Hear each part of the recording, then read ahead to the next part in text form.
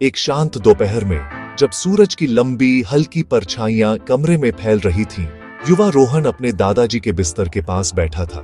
उसके दादाजी एक ऐसे शख्स जिनकी आंखों में कई मौसमों का ज्ञान भरा था, अपनी लंबी जीवन यात्रा के अंत के करीब थे। उन्होंने एक कमजोर हाथ से रोहन को पास बुलाया। उनकी आवाज सरसराहट करती पत्तियों की तरह एक हल्की फुसफुसाहट थी। उन्होंने दुख की नहीं, बल्कि अपने जिए गए खूबसूरत दिनों की कहानियां सुनाई। उन्होंने अपनी जवानी के रोमांच की बातें की, पहाड़ों पर चढ़ने और नदियों को पार करने की। वह अपने पोते को बताना चाहते थे कि जीवन अब तक की सबसे बड़ी कहानी है और हर पन्ने को हिम्मत और दयालु दिल के साथ जीना जरूरी है। एक हल्की मुस्कान के साथ उन्होंने अपने तकिए के नीचे से एक छोटा लिपटा हुआ चर्मपत्र निकाला। कागज पुराना था, उसके किनारे फ्रेड थे और उसकी सतह उम्र के साथ पीली पड़ गई थी, जो उनके गांव के बरगद के पेड़ जितना ही प्राचीन लग रहा था। उन्होंने इसे रोहन के छोटे हाथों में थमा दिया। यह, उन्होंने फुसफुसाया, एक नक्शा है।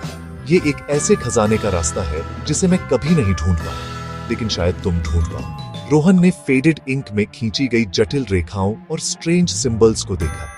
ये एक नक्शा था, लेकिन ऐसा नहीं जैसा उसने अपनी स्कूल की किताबों में कभी देखा था। यह अलग लग रहा था। ऐसा लग रहा था जैसे इसमें एक राज छिपा है, किसी अद्भुत चीज का वादा।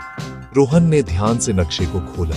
उसका दिल उत्सुकता और थोड़ी उदासी के मिश्रण से धड़क रहा था। उसने एक घने जंगल, एक घुमावदार नदी और एक अजीब आकार की चट्टान के चित्र देखे, जो एक सोते हुए जायंट जैसी दिख रही थी।